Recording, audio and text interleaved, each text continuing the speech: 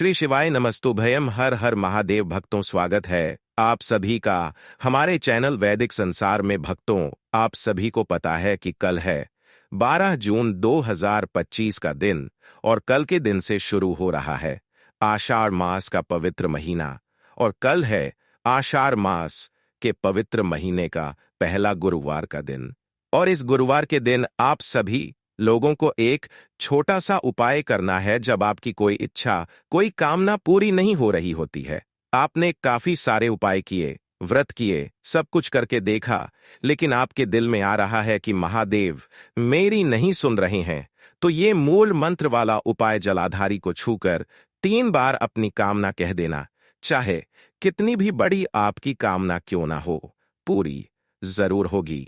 गुरुदेव की कथा से सुन करके और समझ करके पूरे उपाय को बहुत आसान भाषा में आप सभी लोगों को बताऊंगा, परंतु उससे पहले आप सबसे बस एक छोटी सी प्रार्थना। जो लोग पहली बार आए हैं, चैनल को सब्सक्राइब जरूर कीजिएगा और वीडियो को लाइक करके महादेव का कोई सा भी प्यारा नाम कमेंट बॉक्स में लिखना मत भूलिएगा। इस पूरे वीडियो में हम 3 महा उपायों के बारे में बात करेंगे जो कि आपकी अलग अलग कामना पूर्ति के लिए सिद्ध होंगे, तो ध्यान से सुनना है और समझने की कोशिश करना है। सबसे पहले बात करते हैं हमारे पहले वाले उपाय। करना है जैसा कि आपको जलाधारी को छू करके करना है कि अगर आपकी कोई इच्छा है, कोई हृदय की बात, कोई कामना है ना, पूज्य गुरुजी ने कहा चाहे कितनी भी बड़ी इच्छा, कितनी भी बड़ी कामना जो आप पूरी दुनिया से कह करके देख लिया, आपकी वो कामना पूरी नहीं हुई, सब कुछ करके देख लिया, इस वाले उपाय को गुरुवार के दिन करना मत भूलिएगा। ये वाला उपाय सिर्फ गुरुवार के दिन किया जाता है। आपको क्या चाहिए होगा, इसके लिए सबसे पहले लेना होगा आपको एक बेल पत्र जो कहीं से भी खंडित ना हो, कटा फीटा ना हो, इस चीज के बारे में ख्याल रखना है। और साथ ही साथ आपको लेना होगा एक चावल का दाना, जो भी कैसा होना चाहिए, अक्षत होना चाहिए, पूर्ण होना चाहिए, जो कहीं से भी खंडित ना हो, है ना। खंडित चावल का दाना महादेव पर नहीं चढ़ता है। इसी के साथ में एक लूटा शुद्ध जल, सभी समस्याओं का हल। ये तो आपको लेना ही लेना है, ठीक है ना। इन 3 चीजों को लेकर के आपको पहुंचना है महादेव के मंदिर शिवलिंग के पास में। अब यहां पर जो उपाय करने का नियम और तरीका है ना, वो पूरा बदल जाता है। साथ ही साथ जो भी आपको पूजा पाठ सामग्री की चीजें लेनी है, जो आपको पूजा की थाली लेनी है, वो ले लेना। जब भी आप इस उपाय को करें, आपका मुख जो होना चाहिए, है ना, फेस, वो उत्तर दिशा की तरफ होना चाहिए। पहले पूजा पाठ कर लेना और उसके बाद में जब आप इस उपाय को करेंगे, सबसे पहले एक लोटा शुद्ध जल शिवलिंग पर समर्पित करेंगे।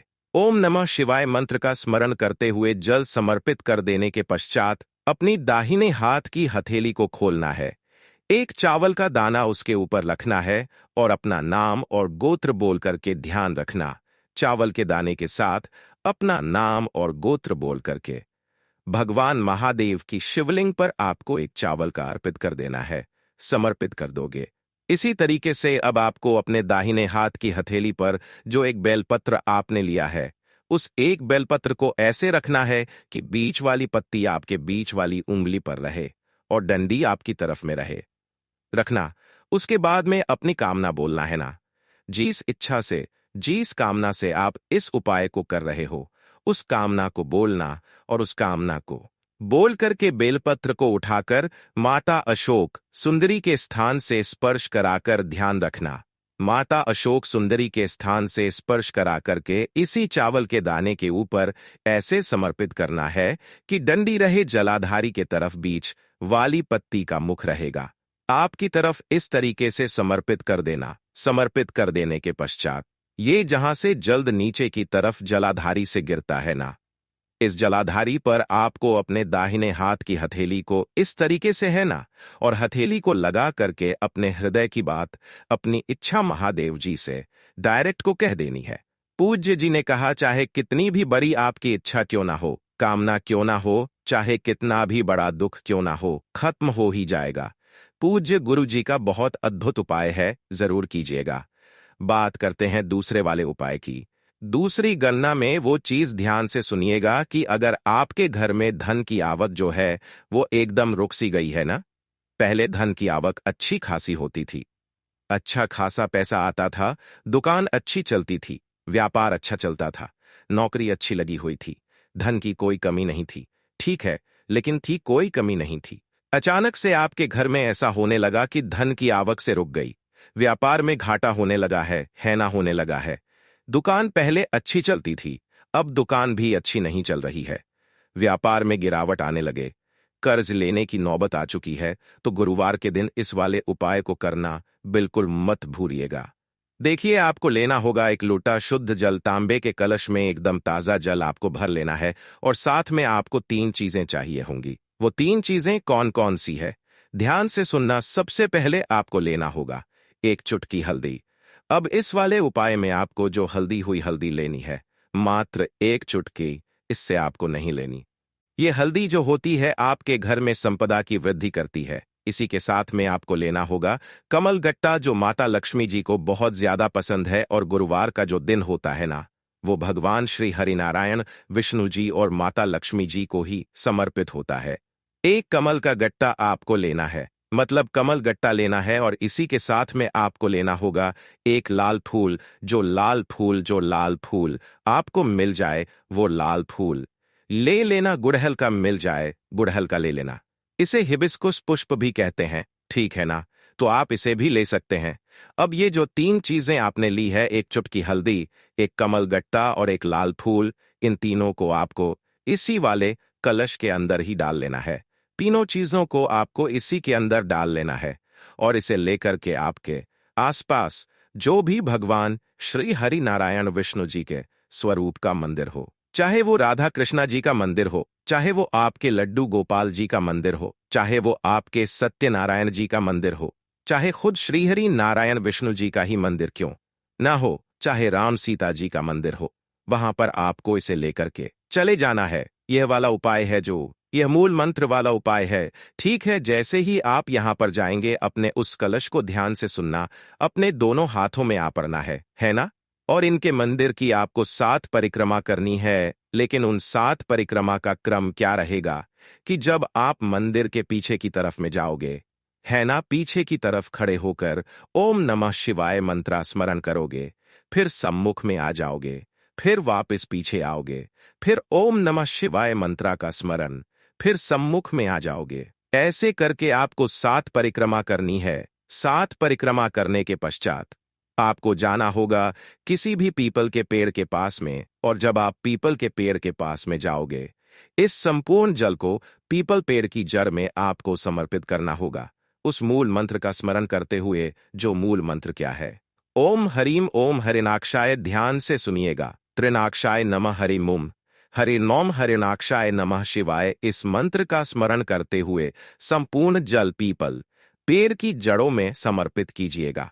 केवल गुरुवार के दिन इस वाले उपाय को किया जाता है।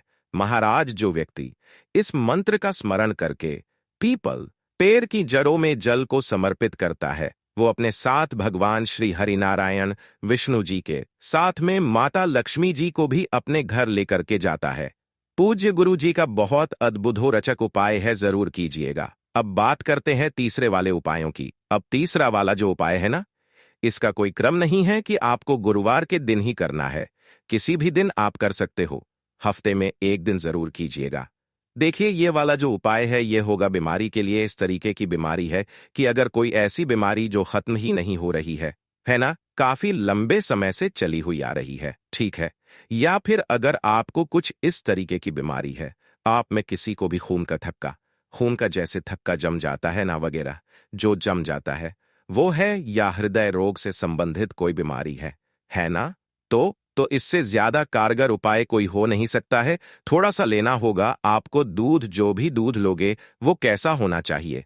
गाय का दूध। किसका दूध होना चाहिए? गाय का दूध, और वो भी कैसा? कच्चा दूध होना चाहिए, जिसे एक भी बार गर्म नहीं किया जाता है। कोई सा भी एक स्टील का कलश लेना। उस स्टील के कलश के अंदर इस दूध को भर लेना। अगर आप इसको पूरा भर सको तो पूरा भर लेना, वरना जितना दूध है उस दूध को भरना, बाकी अपने घर के शुद्ध जल से भर लेना। इसी के साथ में आपको लेनी होंगी 5 काली मिर्च। क्या लेनी होगी? 5 काली मिर्च। अब शायद आपको उपाय याद आ गया होगा। इन 5 काली मिर्चों को पीसना है और पीस करके इसी कलश में आपको डाल लेना है और इस जल को लेकर के आपको 3 स्थानों पर जाना है।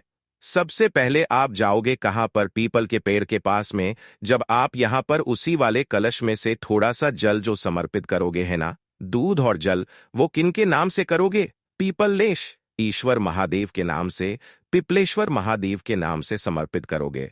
दूसरे नंबर पर आपको जाना होगा किसी भी बेल पत्र पेड़ के पास में। जब आप इसकी पेड़ की जड़ों में समर्पित करोगे तब आपको बिल्वेश्वर महादेव का स्मरण करना है। किनका? बिल्वेश्वर महादेव का स्मरण करना है। और जब आप तीसरे नंबर पर जाओगे तो या अब तीसरे वाले पे आपको ऑप्शन है, या अगर आपके आसपास शमी का पौधा है तो वहां चले जाइए, वरना आप किसी भी आंवले के पौधे के नीचे चले जाइए, ठीक है? या पेड़ के नीचे बाकी का जो संपूर्ण जल है, इन दोनों में से किसी भी एक पेड़ करो में समर्पित करना। सोमेश्वर महादेव के नाम से, सोमेश्वर महादेव के नाम से समर्पित करना। बस हफ्ते में एक दिन ये वाला उपाय करना स्टार्ट कीजिए, कभी भी आपको कोई बड़ा रोग नहीं होगा। साथ ही साथ अगर हृदय रोग से संबंधित या खून के थके से संबंधित किसी भी तरीके की समस्या है, वो भी खत्म होगी।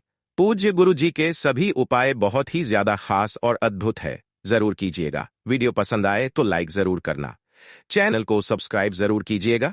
मैं आपसे मिलता हूं अगले वीडियो में, तब तक के लिए ओम नमः शिवाय, हरण महादेव, जय महाकाल।